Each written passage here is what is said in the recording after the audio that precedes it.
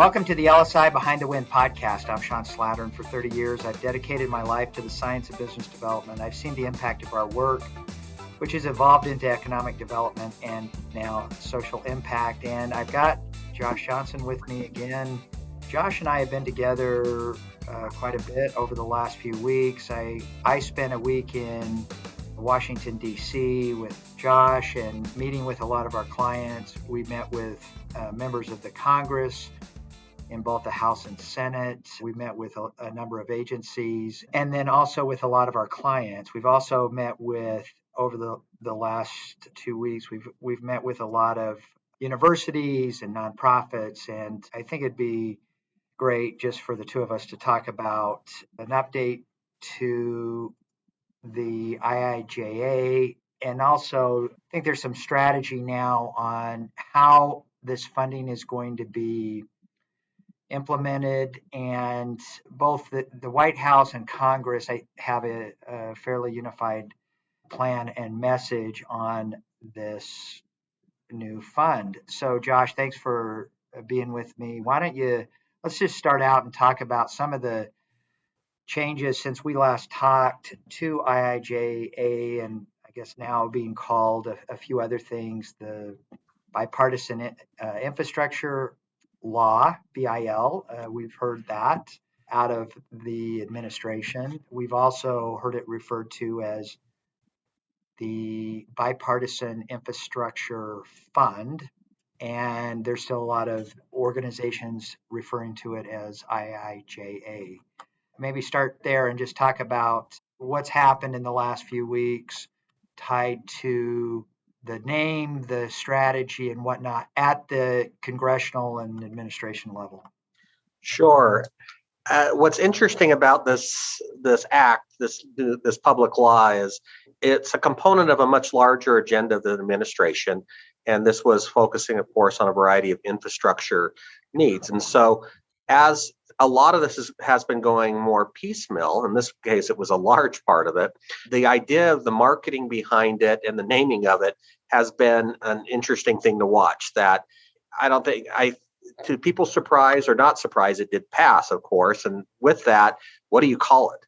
And there is confusion amongst a variety of people on the names, as you well described. And fortunately, in the end, it's the funds will come, and it's just finding out the information. And as you described well, the administration appears to be sticking towards this bill, bipartisan infrastructure law.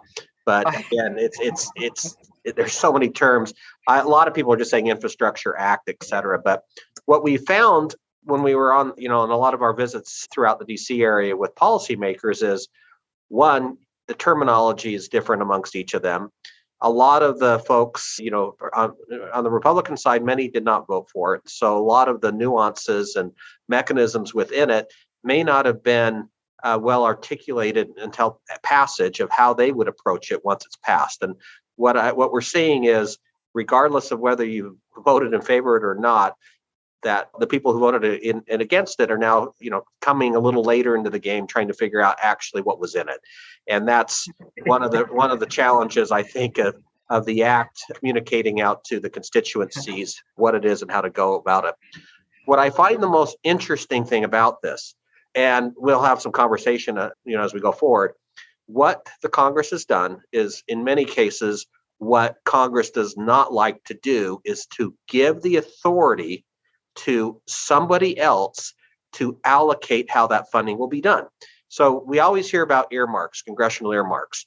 In this case, what Congress has done is created a process in which they are giving the authority, authorizing, the authorizing to come through the Congress. And there's still some things that still need to be appropriated dollars that need to go towards it. So Congress is trying to figure out some of the nuances of funding it. But what's happened is, the game now is going to be in the agencies and also within the states.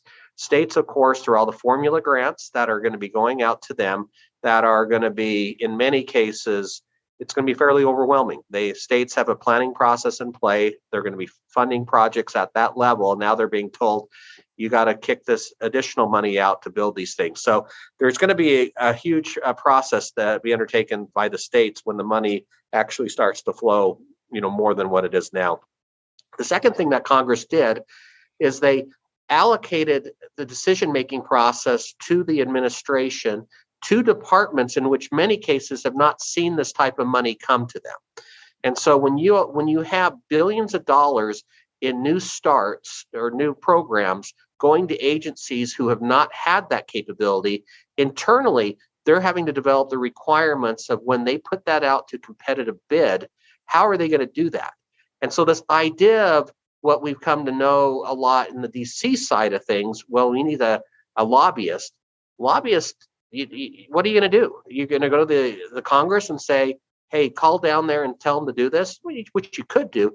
It's not as though, we basically have turned a lot of this funding outside of the hands of the Congress. And it'll be curious to see over the next year and 3 to 5 years how that process will unfold. I thought it was so interesting meeting with several members over the last few weeks where we have heard the members of the both House and Senate who have really lost sight of what's happened. We've met with some of the Republican members who have said, I didn't vote for this. I don't support it. I'm furious that we're spending all of this money. Yet it did pass. The bill passed in both the House and the Senate, and the president signed it. And now the funding is being pushed out, and many of the members of especially the House, are saying we don't support it, and because of that, they're not cognizant of what is happening, where those funds are going, and really how those funds could benefit their district. You remember I said to one of the members, okay, so you didn't support this, and you're going to punish your district by not now saying we're going to pull down some of this funding to use for these projects that we have never been able to get funded because we're in the minority. That doesn't make any sense. And I think you and I have changed the opinion of a lot of the congressional members thinking differently now that, oh, you're right, it's a $1.3 trillion being pushed. It has been passed. We should be working to get funding for our state, for our district, that will be used for some of the top projects that we have not been able to get funded during our term. Yeah. Any thoughts on that? I mean, I think that's a challenge. And over the last few weeks, we've convinced a number of the members, you need to be focused on this. Yeah, I do think that that's an acknowledgement now. And give you an example. Let's say that every year this happens, that cities, communities request to Congress that they have special projects they want to have acknowledged and they want to have paid for. And they submit proposals to the Congress to say either this project should be authorized, or this service should be authorized, or this project should have money go to it. So let's say last year you had 20 infrastructure projects go before the Congress. If for earmarks, a city has a great idea with a treatment of soil, remediating soil, or they have an intersection, or they have something that's important to the city that they request Congress to authorize or appropriate dollars to.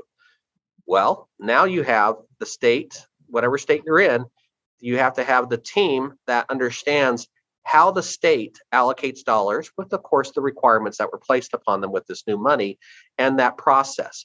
What I like about where LSI is positioned, and this is going back to the CARES Act as well, a lot of the work is very similar to what we've been doing for the past 50 years in helping firms capture contracts. None of that work goes before Congress. All of that has been monies that goes out to agencies that then people compete for. So in the case of where LSI stands, this is what we have done every single day for 50 years. So what I like about how they've done this is it's positioned us to do exactly what we've done previously. We work with entities, with our writers and the folks who can write to requirements, and where we have the bandwidth, and we just go out and we determine here is $16 billion worth of new grants that are going to be going out of the Department of Energy Commerce. And then we start to integrate the potential folks who can win that, who they should partner with, and how we execute it. And so I really like this approach. I would not like it if I was working in the Congress or if I was working as a DC lobbyist at this point. But I think that for the folks that have positioned themselves as we know how to capture federal dollars, whether they're grants or contracts, it really is a great opportunity, and it's showing with the work that we're doing at this point. What I think's interesting is you have programs that you have agencies who've not received this type of money that they are going to have to competitively bid out. So think about entities that we created these new pots. They have to have the bandwidth to actually write the requirements in the time frame that is allocated under the grant. So you can have the best, greatest idea, but if you can't write to a $100 million opportunity in 3 weeks and demonstrate with your past performance and your partnerships how to go about doing it, you're going to be left out. And it happens time after time with these types of programs. And I'll give an example of the tribes. The tribes have been disadvantaged in for arguably going back centuries. Now the issue with a lot of the federal funding is you have to compete for it. So let's say that you have a sophisticated entity that has capacity internally to write to grants and write to contracts. They're going to do fine. And we saw in the last case with tribal allocations that you had very few of the 570 plus tribes that could compete for the money. You had basically 30 tribes getting half of that money. That's unacceptable in many ways, but the way that we process this funding is those who have the internal capability to do it can go after it. And we've seen it this past week as we've talked to a variety of folks, including tribal entities, even firms that do commercial real estate. They should care across the state or developers where this money's going to be going, because that can impact community cities. If they're not on top of going after this money, they could be left behind as another city has developed the process of how they're going to incorporate broadband with the way that they're going to build out their projects, as well as some of the money on the from supply chain related initiatives to EV charging stations. So you can imagine entities that have the strategic sense to bring together a variety of aspects of this funding bill under one partnership. They're going to do really well. And we're seeing it right now with our clients, that those are the folks that have thought through how can they partner with 3 or 4 different entities and make it a regional approach. And those are the ones who will be successful during this time. So I think let's start with the Congress. If you're a member of the Congress and you've got this animosity over this bill passing and that you weren't supportive of it, you need to get on board. You need to be, and especially if you have constituents now telling you, hey, how do we do this? How can we work through and capture some of the IIJA funding for specific projects in your district or in your state? The resources that are available and how we can help with that is, if you will refer these individuals to us, we can help your constituents capture this funding directly. And so I think, like I said, I think over the last several weeks, we've been able to educate members that even if you did not vote for this, this is going to be it's going to be critical. It's going to be an opportunity for you for members of your district, members of your state, to capture funds through this process, which we're going to summarize again and walk through, but that then they have the ability, the state or municipality has the ability to award funds to the private sector to complete this work. And so I mean, I think that's the first key to this. if you're a member of Congress and you've got questions about this, please, you can connect with us and we'll help. If you have constituents that are confused or need help, let us know. We will work with constituents in your state, in your district, to help them understand the process and capture funding for specific projects. If, So, sure. Oh. yeah, please, go Well, ahead. what I was going to say is something similar to this, and I've mentioned this before. So here I spend close to 20 years up in the Congress, half time in the House and half time in the Senate. And again, this is a shout out to the few really good lobbyists that would come and understand what their clients need and make the case of why there's a federal interest. Now, I've described this before. That's basically on two hands. I can describe people that if I were hiring, I'd hire to come and do this type of work. And I'll give you an example of how this is different than what we're seeing now than back then. Well, and it was even going back, let's say 10 years ago. We would have people come through the Congress and say, help me win this contract or help me position to win this. And I'd look at them and say, guys, it's a contract that money has already been allocated to that agency. The agency already developed the requirements for it, and Congress can't do anything about that. What we're now seeing is going to be the same case. I can tell you, if I were sitting up there in the committee, you're going to have people coming in saying, oh my goodness, help me win this grant. Help me win this money. They can't help you. They can help introduce you potentially saying, well, that's going through this agency. Here's who you should connect with. But the challenge here lies why this is really, I think people really need to think strategically who are going to be looking at ways to capture this funding. The work that we do, and it's pretty straightforward, but it also has a planning component to it.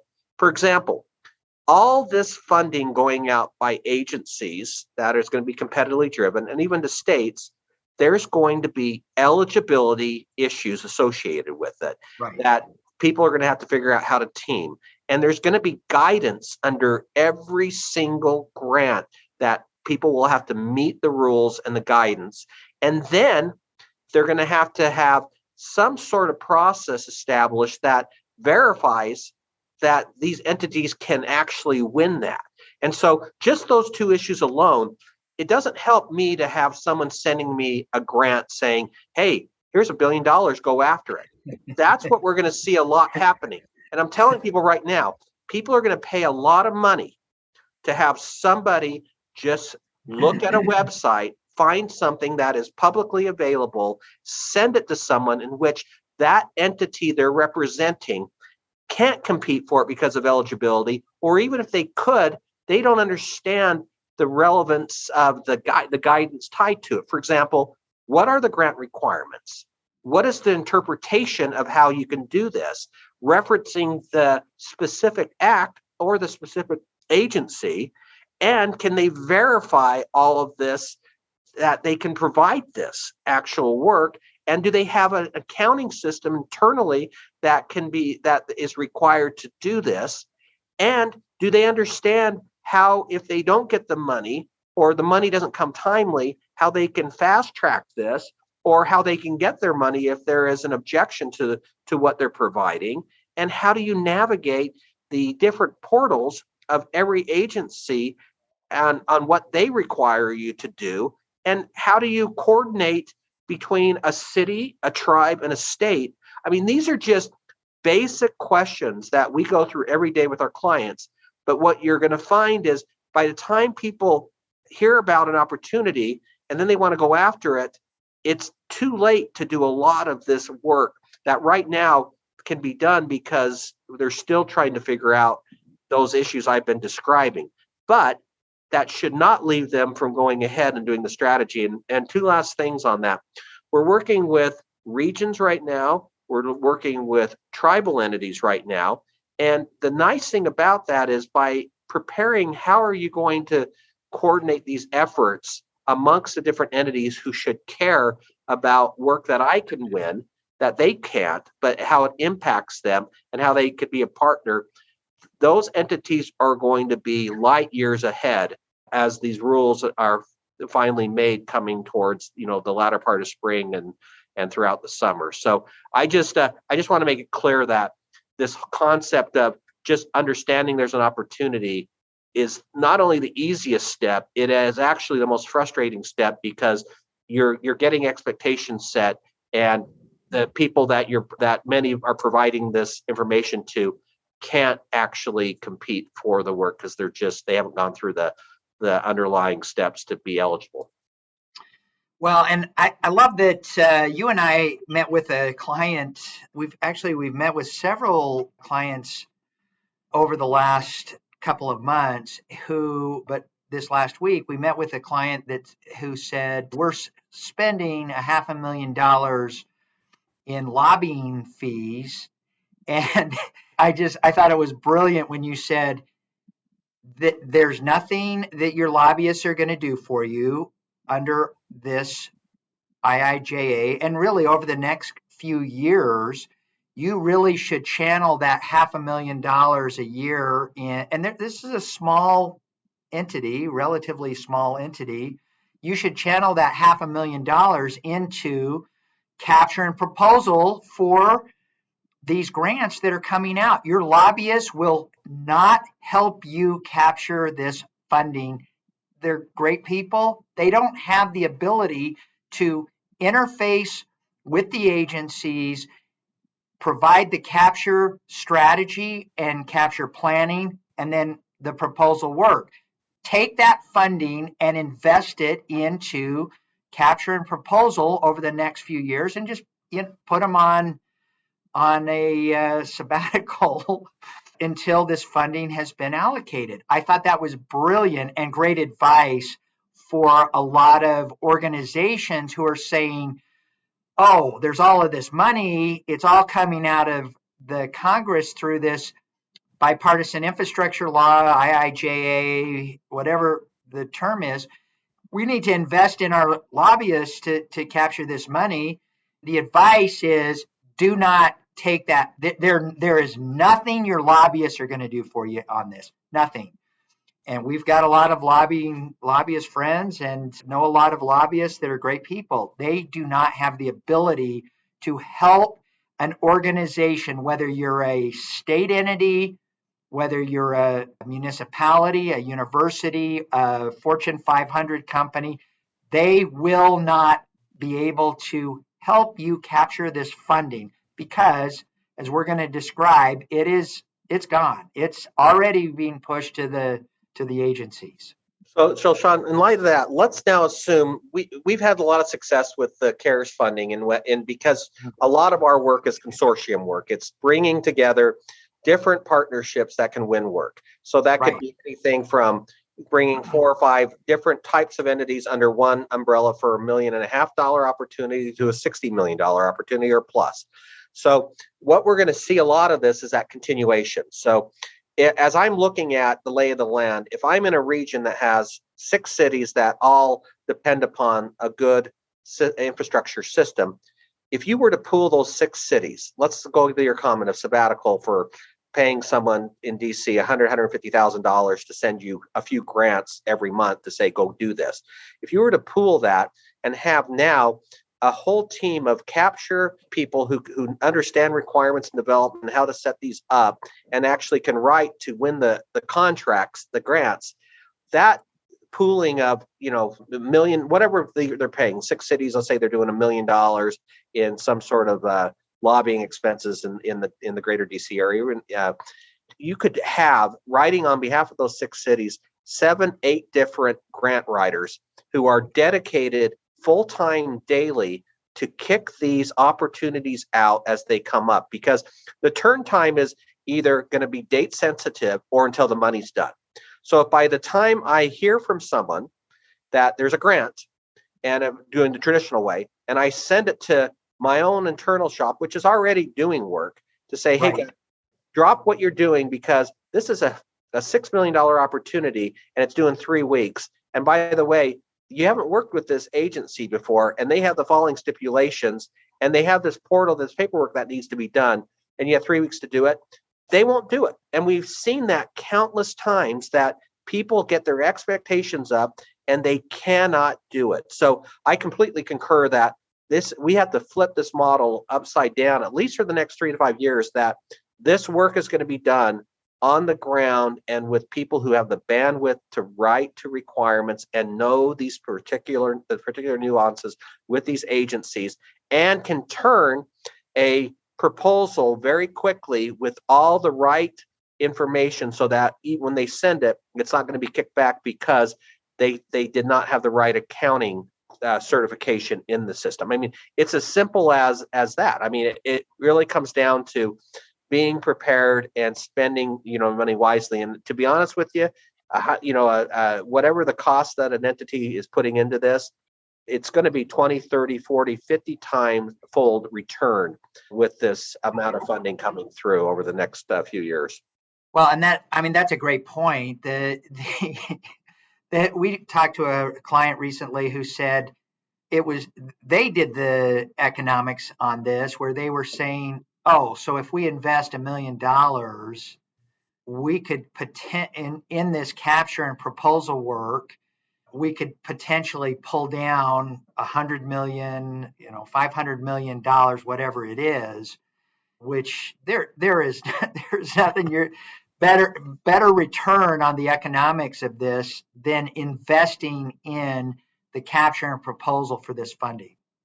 So, Sean, I'll give an example that's kind of a little different than what people think about. Let's say that I'm a developer and I care about growth in an area because I'm from the area and I see potential.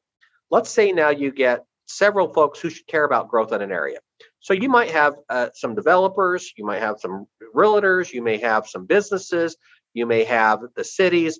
These types of partnerships are going to be huge moving ahead. So as I'm looking at let's say there's the $60 billion in broadband, and we have an area which actually is a great area for people to live, but they have no broadband. And in this day and age, or they have limited, they're using satellite, whatever it might be. In this day and age, if we're not coordinating that there's $60 billion going out to communities, and granted, some of this money is for a lot of it actually is for disenfranchised communities or specific people can compete for it, is how do you bring in under the umbrella an entity that can win that and other entities that care that that's won, because they can all benefit together. Right now, the way that it's working is one entity will say, I want it, and they'll go after it, and they may or may not win it, even if they're prepared. But you can have that one entity say, look, I'm entity A, I'm in a disenfranchised community, I'm in a county, a persistent poverty county. If I can go in and say, guys, we're in this county that has a lot of great things going on, but we have no broadband, we have soils that need to be remediated. And also, by the way, we are adjacent to, and I'll use a military facility, and you can go through the whole things. And to me, that package is perfect. Here you have an opportunity to address the persistent poverty. You have the opportunity to bring in broadband. You have the ability to bring in some transportation projects. You have the ability to bring in some energy related interesting things that are being funded here. And you have the opportunity to strengthen the military facility, because now the community as a whole is stronger, and the infrastructure supporting the military base because of this infrastructure is stronger. And so you're improving not only the community that you're targeting, but by doing it in a collaborative process, everybody is benefiting. Where beforehand, it would be city A is going to go after something, tribe's going to go after something, business is going to do something. And the way this is going to work is all of those folks come together and you integrate and collaborate across.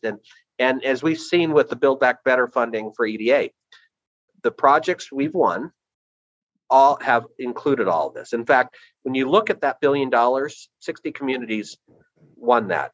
We now have, 1,000+ billion dollars. So you can imagine that everybody was excited about the EDA money. This $1 billion is nothing. So, and that was for 60 communities that were prepared. And unfortunately, we were able to work with several of these as they proceeded. This is the way this money is going to go. And the paradigm of thinking me is still there, but the me now is joined by a variety of people who are all saying me, but it's spread across and integrated. And that's what this funding is going to be asking for, and to write towards it. Everybody has to be thinking that strategic way, and whatever industry they may be in. So I want to get into this, some of the details, and we've really galvanized a lot of the process and guidance that we're giving our team and giving to clients and potential clients. But before we do that, let's if anyone's listening to this that didn't hear the prior episodes where we walked through the mechanics of this, could you just describe, now that the bill was passed into this law, the bipartisan infrastructure law, the funding has been authorized by the Congress, which is their job. It has been pushed to the Treasury. Now, talk about the mechanics for just a minute. Just summarize it briefly for those people that have not heard that those previous episodes where we've described this. The mechanics of how that funding, that $1.3 trillion, will be pushed. So we are finding, it's been interesting, that some of this funding is being held up because of the way that Congress wrote the bill on how you can appropriate. Is there appropriate language to appropriate the money found within the bill itself? And so some of the money is being held up just from a procedural issue.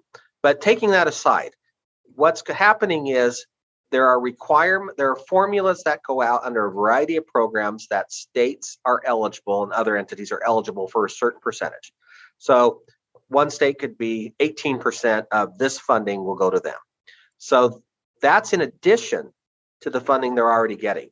So as you think about this, all these entities who annually get a certain amount through formula, they've thought through internally how we're going to make the match for this funding or how we're prioritizing it. Now, in addition to the annual, which most states have just the right amount of people to do that, they're going to be thrown on top of that several-fold more money that now they have to get out and develop the projects or put out for bid the projects. So those are formula. And that's every state, the municipalities, depending on the way the formula is written, people know, and they're going to get an allocated amount. In addition to that, you have money that's going directly to agencies that have a number tied to it. And I'll give you an example. Their Department of Transportation has it's basically a mega projects grant, and it's $5 billion that's available.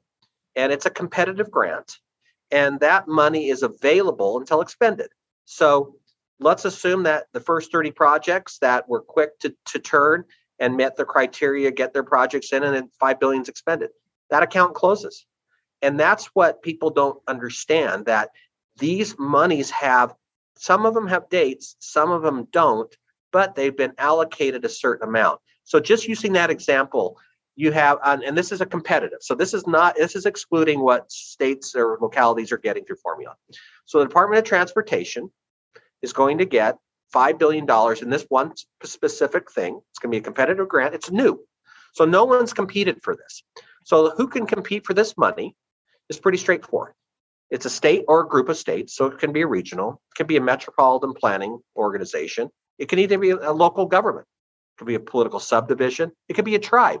So right off the bat, I know in order to compete, I need to be a part of something that has who can receive the funding. And then you get into, well, okay, what can it be used for? So again, this is a new program. No one's been engaged in this. And what they say is it can be used for large, complex projects to generate. And again, it's going to generate regional economic mobility or safety. So now I'm a consortium of states or municipalities going after $500 million project to do what? It can be for a rail line. It can be for a hub for an intermodal system. It can be for a variety of things.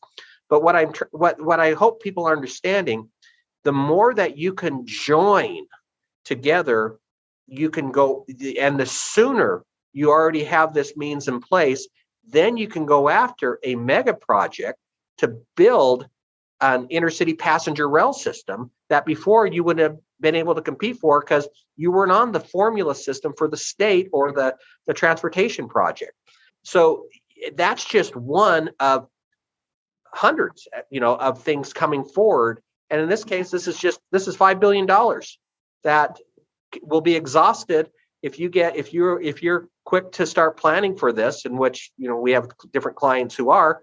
You're in luck when the actual RFP comes out and you are meeting not only one of their, what they're trying to do or who should be recipients. You have multiple recipients who are eligible, who have all come together as a team to do this.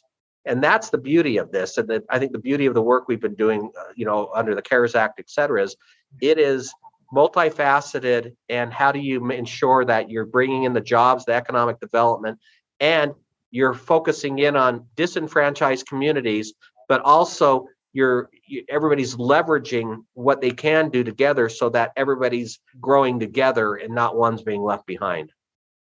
So one of the things that we've been doing well with a lot of our clients over the last few months, and this was something that you had recommended early on, and I thought it was brilliant, is that we've set up these command centers where we can coordinate the activity of a region and focus on what the strategy is, what projects are priorities, where are we going to focus the attention on the capture and proposal within all of these various agencies. So if you are a state entity and you have projects and disenfranchised communities that you want to pull funding from IIJA into your state,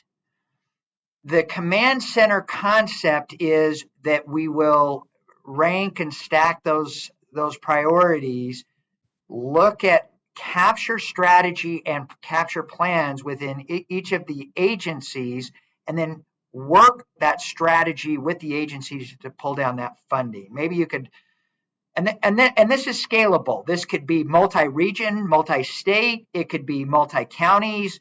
It could be a state, a county, a municipality. But would you talk about your concept of the command center and how this is going to be critical in making sure that the entity, whatever it is aligned, which is going to be the big piece of this? Yeah, and again, what I'm seeing, and it's not necessarily it's smart to do, but it only gets you so far. Is there are a variety of entities, states, municipalities that have think about this as, how do we do interagency coordination? And they'll have someone being the infrastructure investment lead at one department, let's say transportation. And that person is going to work with the 5 other agency heads where these monies are coming out. The challenge you have with that model is you're already working with an overworked group of people who have priorities in place and deliverables they have to do. And now they're being asked to do all this additional work, or not even being asked. I mean, in this case, formula grants, yes, they're being asked to push more money out. But the last thing they're thinking about in many cases is all these new things, because they don't have the bandwidth to do this. And so we saw this with the CARES Act, that a lot of communities were able to take in certain amounts of money under formula, and some struggled to get it out. But all of the new types of funding, most of the communities couldn't access, or were not accessing it like they could because they didn't have bandwidth. So this idea that we have, well, I should say idea, we do this now. An entity will hire us, and it can be entities as well. So we could have several municipalities that are all engaged in growing the region through a variety of things that come to us and say, we want you to deliver a strategy, and then we want you to capture and write for these opportunities that we know are coming forward. So we become a command center for, a community, or we become a command center for, developers, for commercial, industrial areas, or whatever it might be. We become a command center for a state. It can be a variety of things. And so the purpose of that is pretty straightforward. They hire us, that provides them that bandwidth, and bandwidth that actually has for years. That's all they've done. They've worked with entities to develop requirements to help win work for entities with federal agencies, whether it's the Department of Defense, et cetera. So the purpose of that is pretty straightforward. What a command center do is we say, okay, guys, we have the portal. And in fact, Sean, you were brilliant on the idea of the setting up the Infrastructure Investment and Jobs Consortium. So LSI is the founding member of a consortium that's whole purpose is to be that portal of information coming through that anybody who's thinking about structuring command centers can be a part of, or if anybody's interested in that concept, we're running these as we're speaking now. So basically what happens is we have the portal we understand the federal investment coming in, who is eligible, when it's coming out. We understand the requirements that will be developed, et cetera. And what we do really well is we provide the framework and strategy to maximize how that federal investment is going to assist in meeting these requirements and actually being not only competitive in the ranking of the grant, but that we are competitive and we know how it's going to be ranked. And then we provide, in many cases, the technical assistance to the community and regional leaders, and we write and have the capability to now integrate what can be won, write it, submit it, and then going a step further is we're assisting with the managing and auditing and compliance of this. The states don't have this. Municipalities don't have this bandwidth to do that. The procurement, the human resources, the IT, this all entails a lot of things to do to make it work, but it's outsourced. And what we've seen the returns on, $1.5 million, and I'll go to some of these grants is, potentially 50, 60, $70 million in projects, if not more. No question in the several million, if not tens of millions. So it's a straightforward concept that when you hear it, you think that sounds right, but so often people just say, okay, already overworked folks in the state, you now become the command center, and they can't do it. They just don't have the bandwidth with everything going on. Well, and even we've discussed this previously. Think about this. The proposals from the agency or to the agencies are going to be grants. These proposals are going to have a criteria of a number of different things. What is the project? What does the project look like? Is it a viable project?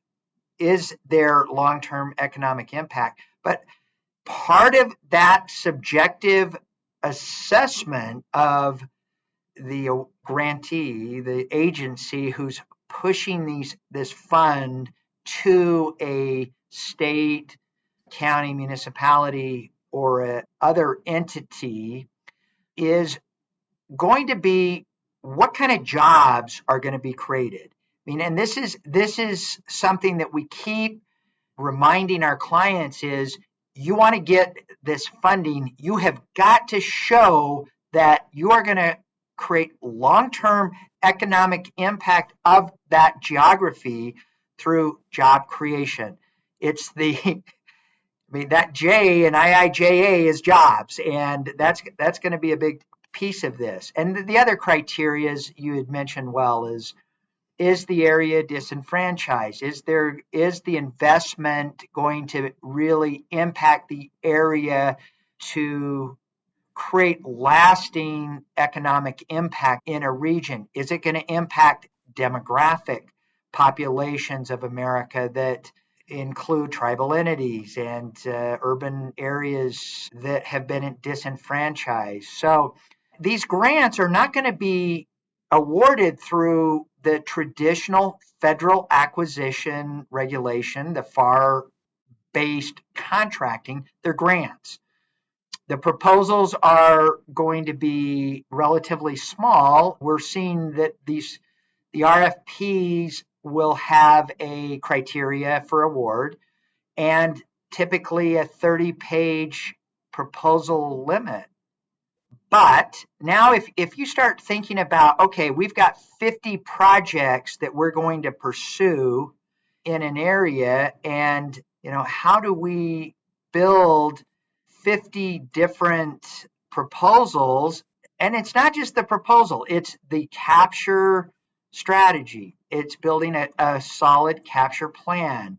And then ultimately you're going to write a proposal. You think about your team having to write 1,500 pages of proposals. Even the most sophisticated economic development organizations in the country do not have the ability to write a 1,500 page or 1,500 pages of proposals over the course of even a few months. So I like what you're saying, and this concept of the command center is going to allow organizations to remain focused on a strategy, prioritize projects aligned to that strategy, build out capture strategy and capture plans for each of these projects, and then write proposals. And I've said this several times before, if you're not writing your proposals now for these projects, you're going to be behind. When the RFPs drop, you're going to be in a scramble trying to decide, okay, we initially had thought about 50 projects. We're going to have to, just because of our bandwidth and limitation, we're going to have to focus on 3 or 4. I mean, that's the kind of planning that needs to be going on now, and we're urging our clients, especially the clients that we're working with, we're already writing these proposals. We have already looked at projects. We've looked at the capture strategy, the capture plan, and we're in the process of writing proposals under this concept of here's what the criteria will be. The awards will be made based on the project and job creation, a long-term economic impact. We can write out these 30-page proposals now and get at least a good framework and structure in place. When the RFP comes out, it's going to be easy for us to modify those documents and submit them. Yeah, and I like that in that, a lot of the folks that may be interested in this have never received a federal grant or contract. So just getting the paperwork in place and being able to put a bid into a system for something requires work. And it also, a lot of the information to us, it's, we do it every day, but if you haven't done it, it doesn't make a lot of sense. Why is the government asking for 10 pages of the following? Well, this is the why. And if you want this, we need to do it now so that when it comes out and we have to submit, we're not spending the last few days when we should be focusing and ensuring compliance that we can't submit it because we're not into their portal. The other thing that I find interesting, Sean, with the work that we're doing is how this whole concept of regional collaboration. The last thing we want to do is have a one focus entity as the only recipient, because we lose sight of what's happening across the spectrum. And what happens when we just are thinking the me side of things, we forget this whole idea of what a command center is set up for is to coordinate, and it might still be for one entity, but in coordinating with the city, the businesses, the region, the state, by ensuring that regional collaboration and the focus, we can then leverage what we thought we were going after as a $700,000 grant. But by thinking that and leveraging funds from a variety of sources, now we're looking at a multi-million-dollar opportunity that still benefits the me in each of us, but that me is now fell amongst 6 others as part of the consortium or the opportunity that are all saying the same thing, that I'm benefiting from this, but by thinking and leveraging as a whole, we can actually win this. And I really think that command center, our success with it has been that an internal strategy and thinking through the groups. And I mean, for example, it's not just, let's say that it's command center for a state. Well, I need to know the local governments. I need to know who are the community organizations.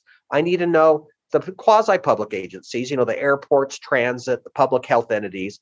I need to know who are the anchor folks in my state or in my city, and that could be the kindergarten through 12th grade. It can be the universities, junior colleges, tech colleges. Who are the people who have private capital that if we create something that they're willing to further invest? And of course, the small and big businesses and the philanthropies that are like, look, we have this disenfranchised area and we're spending money and it's doing good, but every year we spend the same amount to do the same thing. So you think about, as we do these command centers, we're thinking across the entire spectrum.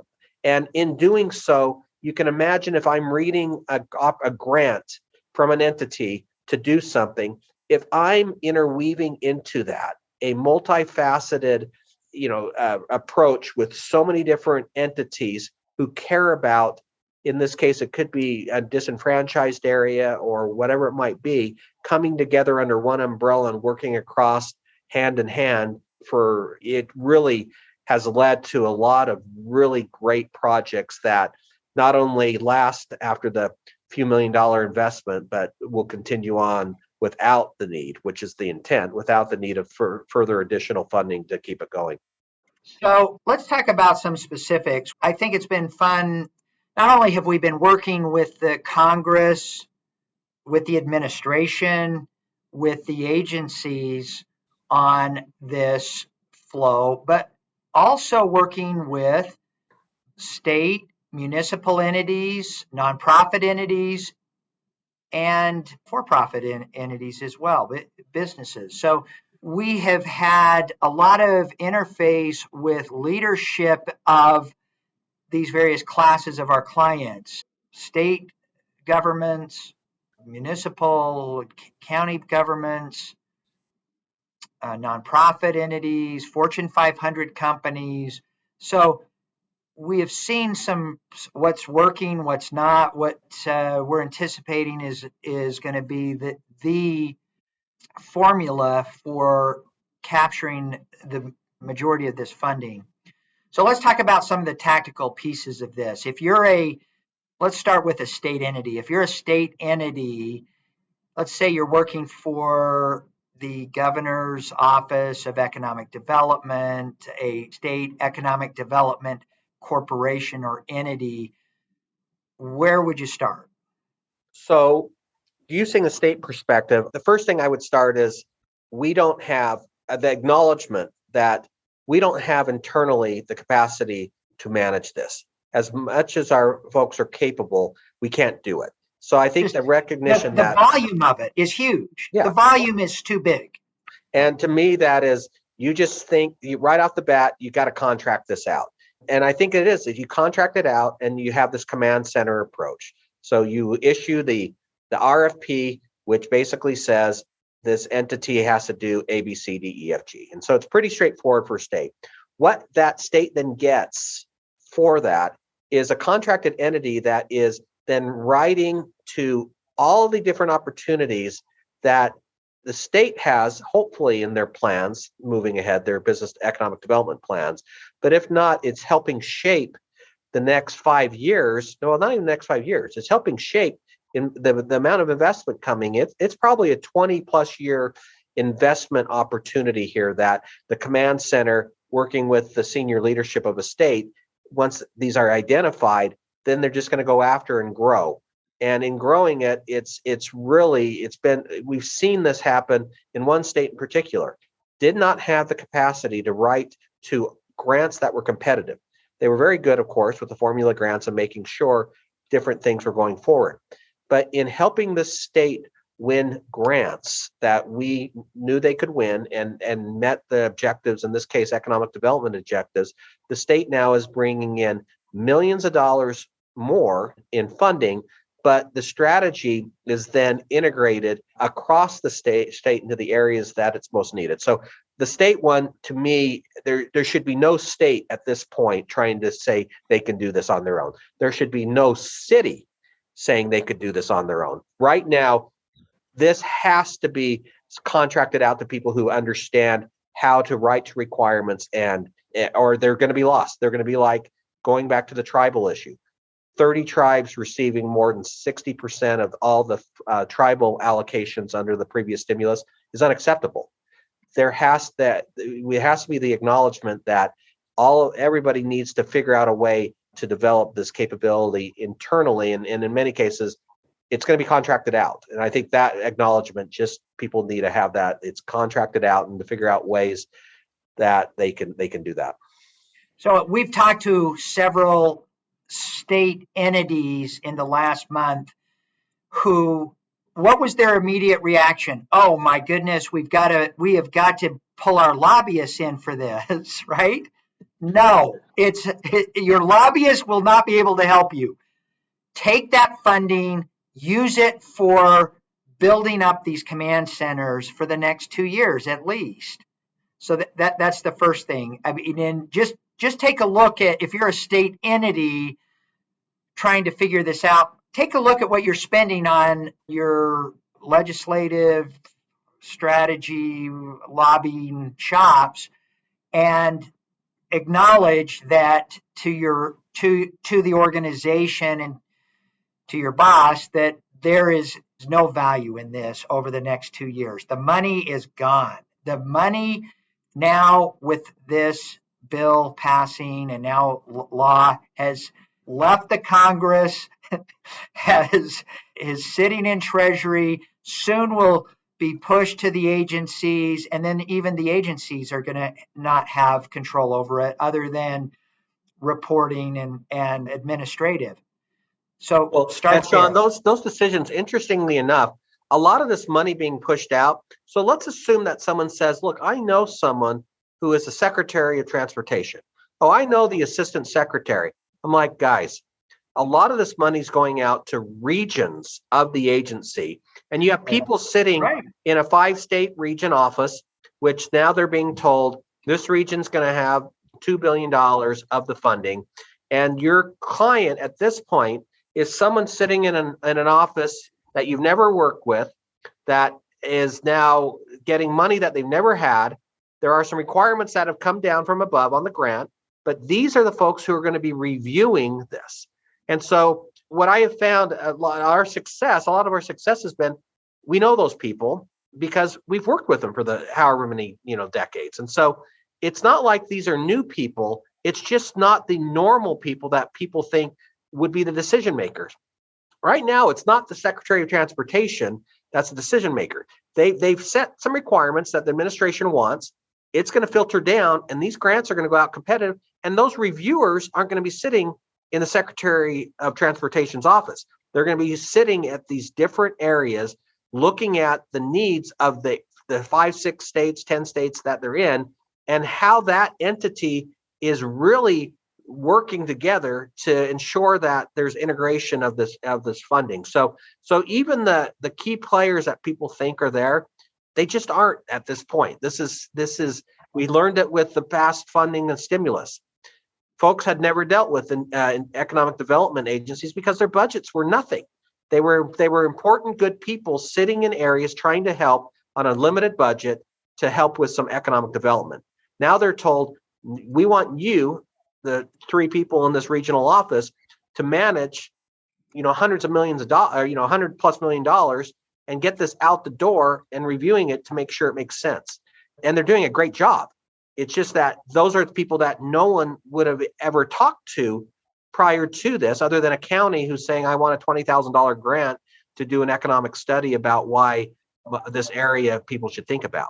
Now they're getting a $50 million grant to actually develop the area. So it really is it's a great opportunity to really think outside the box, but outside the box, in many cases, what people are going to think they need is inside the box from how it operated 20 years ago. And we're not in that day and age now. So you just described capture strategy and capture planning so eloquently. I mean, remember we've had a number of our clients ask us about capture strategy, capture planning. That was brilliant in succinct in how you stated that. It really is who is the decision maker and who has a relationship with that decision maker that we can connect with and provide our client with an understanding of what their criteria is for awarding this work, awarding this funding. It really is going to be about the funding. What is their specific criteria? And this is very subjective, right? Exactly what you said. They have received direction from the Congress, from the administration, from the agency. They now have to take that direction and make subjective decisions around award tied to this funding by evaluating the proposal from the entity submitting responses to these RFPs. That is capture strategy and capture planning. That was fantastic. What is capture strategy? What is capture planning? It is going in and understanding who the decision maker is, what their criteria is, because you have a relationship with that individual, and then educating that individual on the capability. This is how we're going to meet the criteria that you have established, subjective criteria that you have established for making this award. That's the capture strategy and capture planning. If you are trying to work 50 different projects, how are you going to have the bandwidth to interface with 50, even if it's 50 different individuals, which it's going to be more than that. But if even, let's just say, we can pinpoint 50 separate individuals for each of these projects. How are you going to have the bandwidth to have that interface and establish a relationship with these decision makers in such a short period of time? It's impossible. So, Sean, in light of that, a lot of the criteria for the competitive grants have multiple people who can receive them. So some of our command centers aren't eligible for any of this funding if they were to go after it on their own. But if and I'll use the example again. Let's say that within a region there's 6 developers of commercial and real estate that are really interested in making sure that dollars are spent in a way that makes access to the growth areas where things could be built out, or to some of the areas that need to be reconfigured because they're falling apart.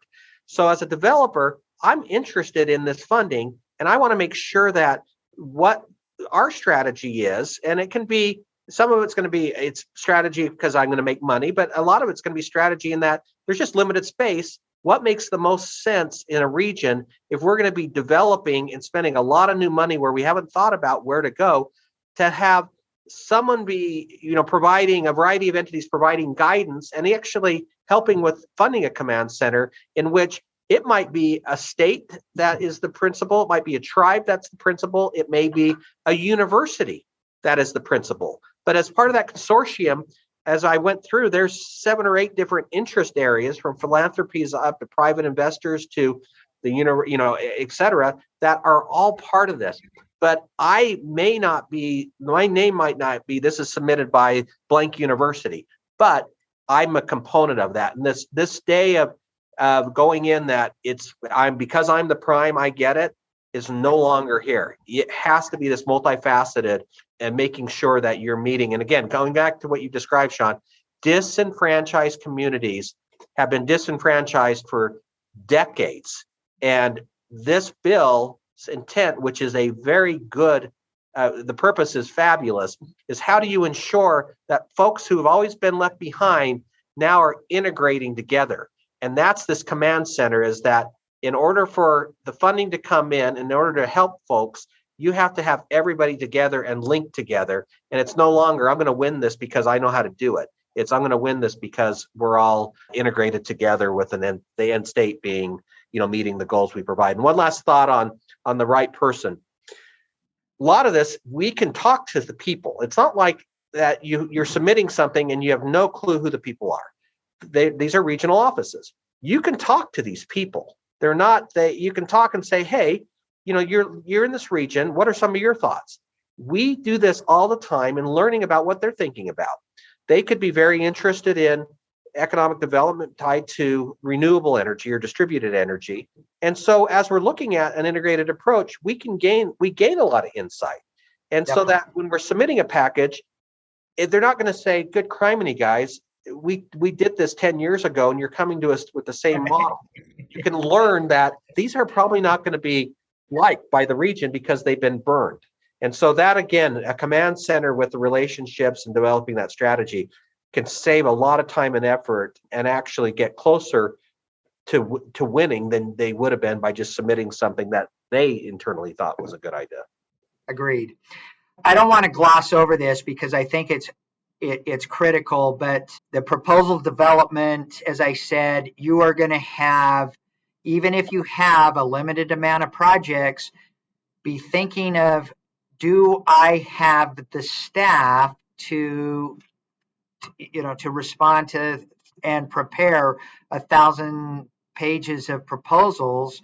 It's just, even the most mature, even the most developed economic development or university, or they are not going to have the ability to do this. Let us know how we can help, and we can provide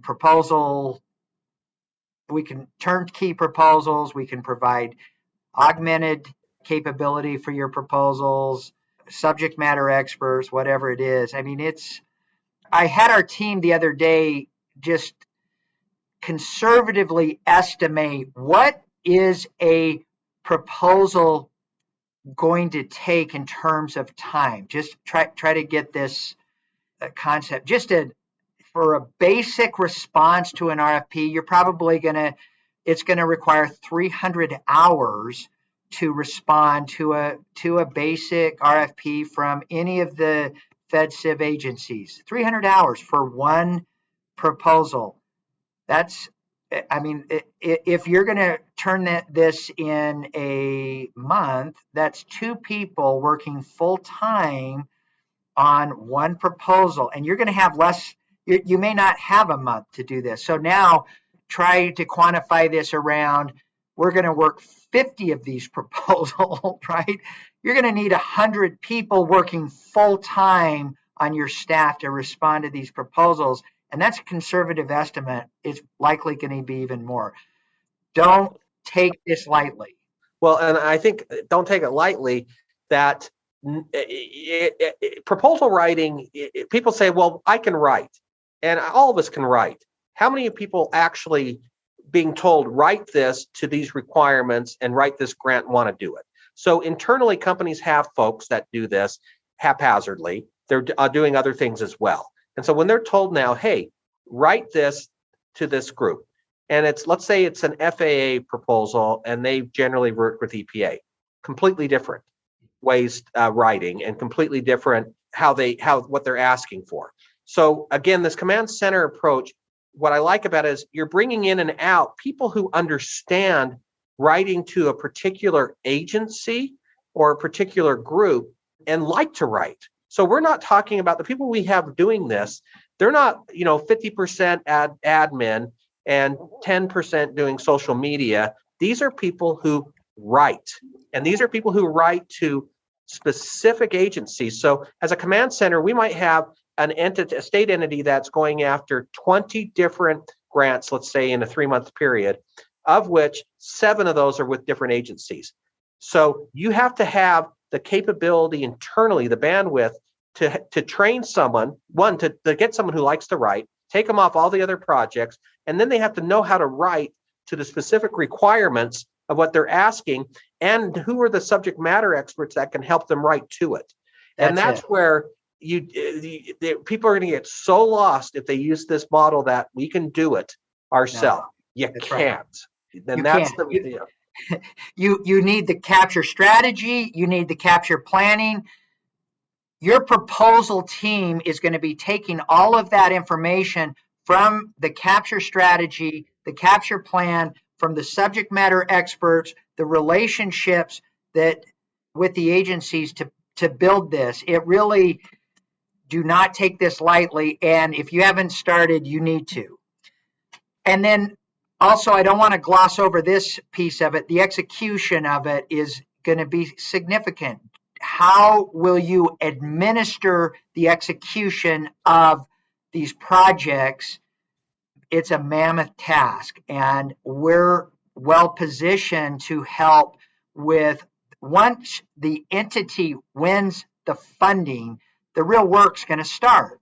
I mean, it's going to be RFPing this. It's going to be selecting the right team. It's about reporting and administering the funding around job creation and long-term economic impact, quantifying all of that. That is an area where LSI will come in and help work with your organizations on how to make this happen. So Sean, just on that, think about the awarding contractor, the vendor, confirming, verifying, documenting eligibility. How do you disperse funds? How are the awards dispersed out? How are you executing the services, the goods?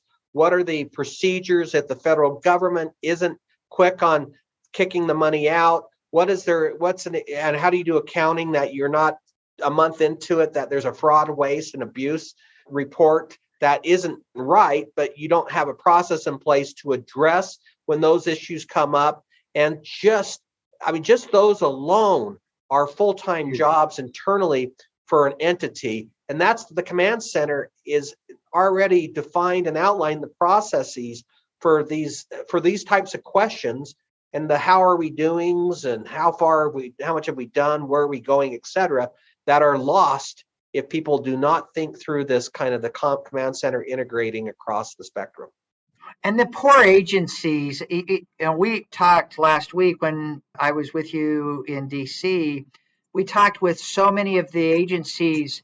I feel bad for them. I really feel for them because they're making this up as they go along. They've got pressure to make this happen, and they're trying to work it as quickly as possible, but they really are building the airplane while they're flying it. And so what you can expect is a lot of administration and requirements that likely will be imposed post-award of the funding.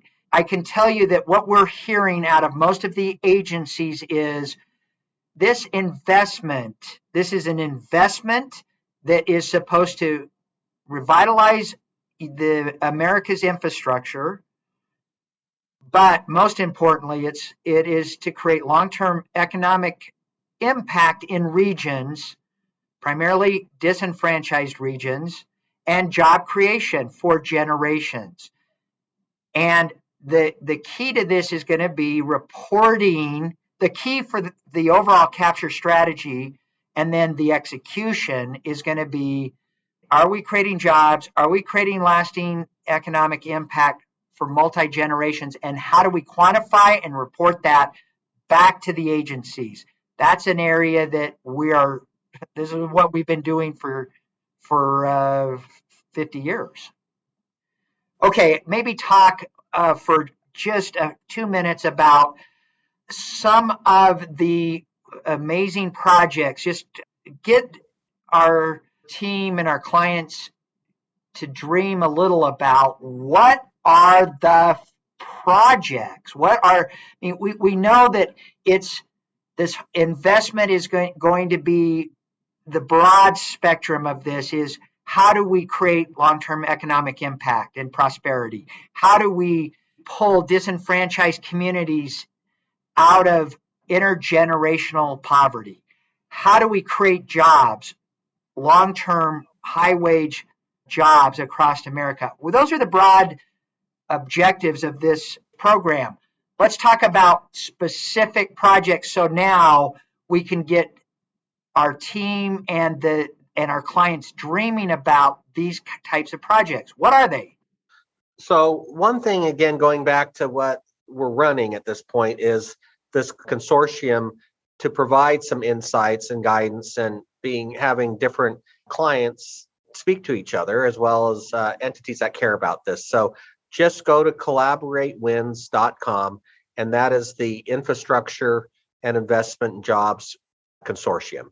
So, LSI is the founding member of that, and you can get information that way.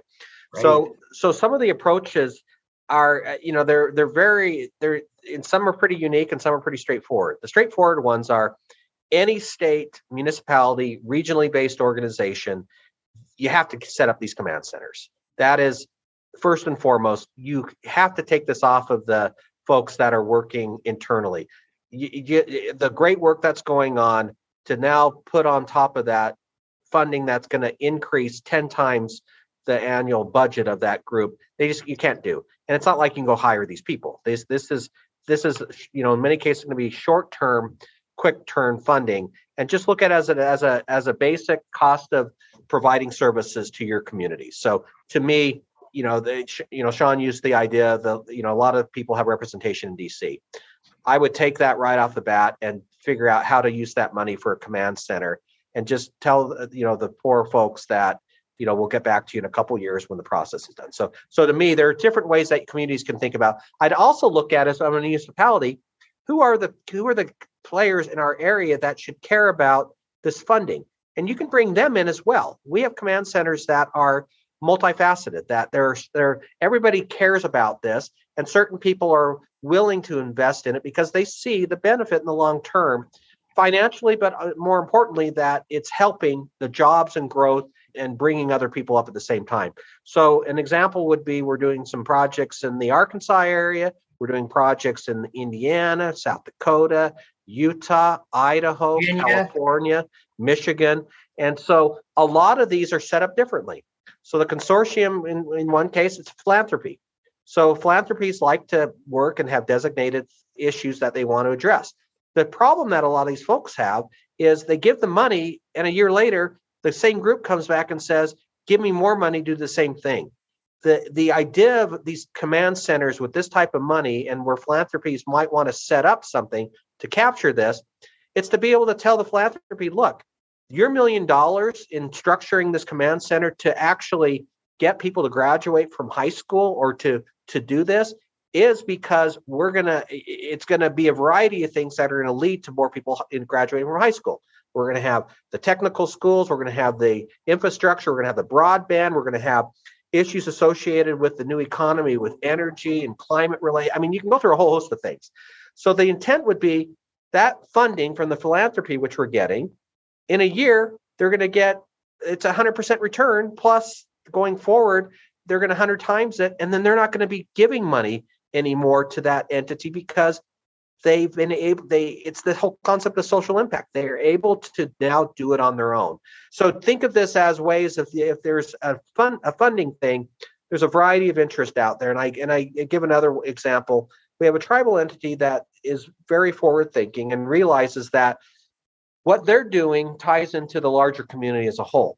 So if a tribal community can win an opportunity that a municipality can't for whatever reason, integrating that what's good for the municipality is good for the tribe, and what's good for the tribe is good for the municipality.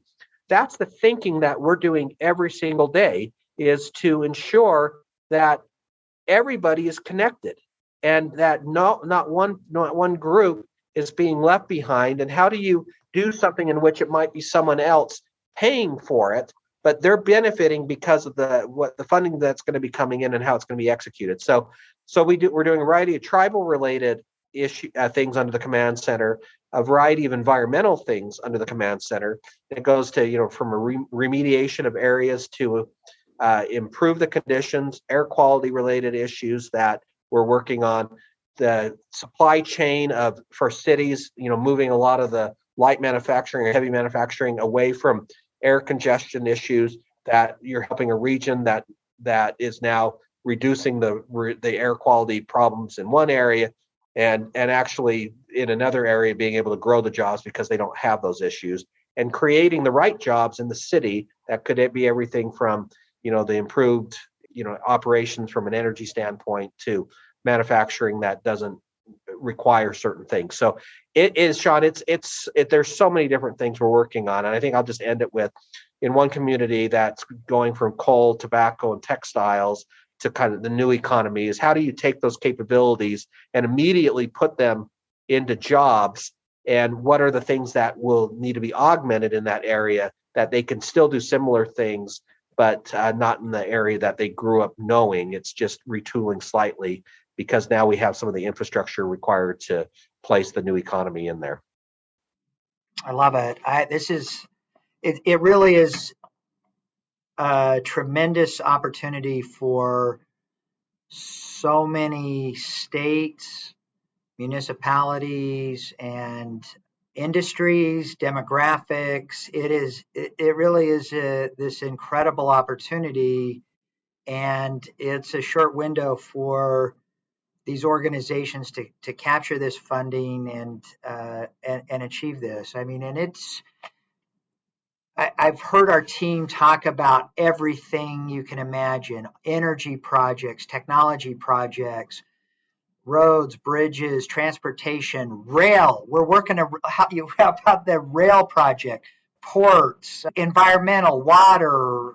You mentioned clean air. There's so much water funding and emphasis on environmental impact, creating jobs for specific demographics throughout the U.S. It's just, there really is, it is a once in a lifetime, once in a generation opportunity for communities to finally fund projects that they will never have an opportunity again like this. And we're here to help. Anything else, Josh, as we wrap up? I know that there was a lot that we could have talked about, and about the law and how to execute, but any other final recommendations before we close? No, I guess one last thing is just feel free to reach out. We'd love to have you as members to the Consortium for Infrastructure Investment, and it's going to be the one-stop shop for a variety of people to continue to be updated and on what's occurring and moving ahead. Appreciate you doing this. This was such a great discussion, and so many fantastic recommendations that you've had, the strategies. If you're a state entity, a city, a county, a tribal nation, if you are a nonprofit, a university, a Fortune 500 company, or a startup, and you have an interest in this, please reach out to us. We will have somebody provide you guidance around how to make this happen. And it is incredible. It's an incredible opportunity, and it's historic. It really is. It's historic. Okay, thank you, Josh, and look forward to seeing you in DC in another few weeks. Thank you.